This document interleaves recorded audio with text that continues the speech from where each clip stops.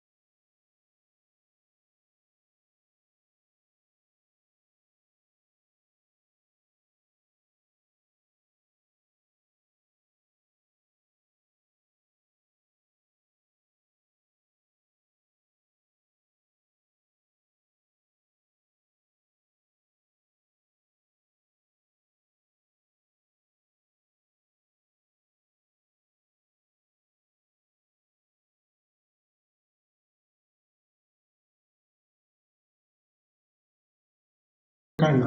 किताब में बताया गया है कि हमें अपने दिन को छोटे छोटे हिस्सों में बांटना चाहिए। हर हिस्से में हमें एक खास काम पर फोकस करना चाहिए। उदाहरण के लिए अगर आप एक स्टूडेंट हैं और आपको पढ़ाई के साथ एक्सरसाइज भी करनी है तो सुबह का समय पढ़ाई के लिए और शाम का समय एक्सरसाइज के लिए तय करें। इससे आपका दिमाग एक समय में एक ही काम पर केंद्रित रहेगा।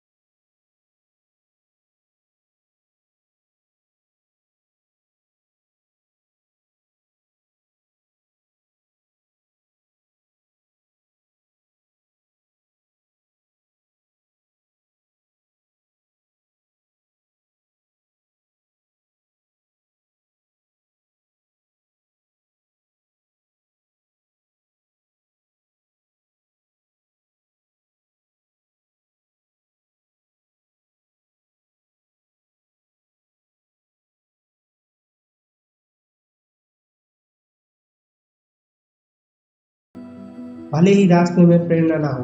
किताब में एक और रोचक बात कही, डिस्ट्रैक्शन से निपटने की। आज के समय में हमारा ध्यान भटकाने वाली चीजें हर जगह है। Social media, Netflix, phone notification. लेखक सुझाव देते हैं कि हमें इन डिस्ट्रैक्शन को कम करने के लिए एक सिस्टम बनाना चाहिए। उदाहरण के लिए जब आप पढ़ाई कर रहे हो तो अपने फ़ोन को साइलेंट मोड पर रख दें या किसी दूसरी जगह पर रखें। एक और तरीका टाइम ब्लॉकिंग में, जिसमें आप अपने दिन की कुछ घंटे सिर्फ एक खास काम के लिए तय करते हैं। इस दौरान आप कोई और काम नहीं करते। इससे आपका ध्यान केंद्रित रहता है और आप ज़्यादा प्रोडक्टिव हो पाते हैं। एक बहुत ही गहरी बात जो किताब में कही गई है वो है अपनी असफलता को स्वीकार करना। अनुशासित बनाने की कोशिश में आप कई बार असफल होंगे। हो सकता है कि आप एक दिन जिम न जाएं पाए या डाइट तोड़ दें, लेकिन लेखक कहते हैं कि यह असफलता आपको हतोत्साहित नहीं करनी चाहिए। इसके बजाय आपको इन्हें सीखना चाहिए। हर जगह हर असफलता आपको यह बताती है कि आप कहाँ गलत हुए और अगली बार क्या सुधार करना है। लेखक इसे प्रोग्रेस नॉट परफॉर्मेंस कहते हैं, यानी आपको परफेक्ट होने के लिए ज़रूरत नहीं है। आपको परफेक्ट होने की ज़रूरत नहीं है, बस हर दिन थोड़ा बेहतर होने की कोशिश करें। किताब में मानसिक सुधार पर भी बहुत जोर दिया गया है। लेखक कहते हैं कि अनुशासन सिर्फ शरीर कार्य तक सीमित नहीं है, यह आपके दिमाग को नियंत्रण करने में भी है। उदाहरण के लिए, अगर आप किसी बात पर गुस्सा हो रहे हैं तो अनुशासित दिमाग होगा जो गुस्से को नियंत्रण करेगा और अशांति से सोचेगा। इसके लिए लेखक मेडिटेशन और माइंडफुलनेस की सलाह देते हैं। रोजाना 10 से 15 मिनट का मेडिटेशन आपके दिमाग को शांत और केंद्रित रख सकता है। इससे आपकी निर्णय लेने की क्षमता बेहतर होगी और आप अनुशासित रह पाते हैं। अब बात करते हैं लक्ष्य निर्धारण की। किताब में बताया गया है कि अनुशासन का कोई मतलब नहीं अगर आपके पास साफ लक्ष्य नहीं है। आपको यह जानना होगा कि आप अनुशासित होकर क्या हासिल करना चाहते हैं। लेखक सुझाव देते हैं कि आप अपने लक्ष्यों को स्मार्ट बनाएं, यानी उदाहरण के लिए, मैं फिट होना चाहता हूँ, एक अस्पष्ट लक्ष्य। इसके बजाय मैं अगले 3 महीने में हर हफ्ते 4 दिन 30 मिनट जिम जाऊँगा। हर स्मार्ट लक्ष्य एक स्मार्ट लक्ष्य है। ऐसे लक्ष्य आपको दिशा देते हैं और अनुशासित रहने में मदद करते हैं। एक और महत्वपूर्ण पहलू, अपने पर्यावरण को नियंत्रण करना। किताब में कहा गया है कि आपका पर्यावरण आपके अनुशासन को बहुत प्रभावित करता है। अगर आपके पास हमेशा जंक फूड पड़ा रहता है तो डाइट फॉलो करना मुश्किल होगा। अगर आप दोस्त हमेशा पार्टी करने की बात करते हैं तो पढ़ाई पर फोकस करना कठिन हो सकता है।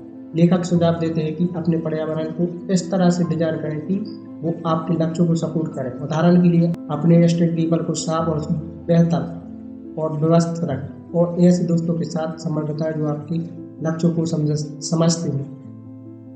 किताब में एक बहुत ही प्रेरणादायक बात कही गई है कि अनुशासन आपको आज़ादी देता है। यह सुनने में थोड़ा अजीब लग सकता है क्योंकि हम अनुशासन को नियम और बंधनों से जोड़ते हैं, लेकिन लेखक कहते हैं कि जब आप अनुशासित होते हैं तो आप अपनी कमजोरियों और आवेगों से आज़ाद हो जाते हैं। उदाहरण के लिए, अगर आप अपनी पढ़ाई में अनुशासित है तो आपको आखिरी बार में एग्जाम जीतते चिंता नहीं करनी चाहिए।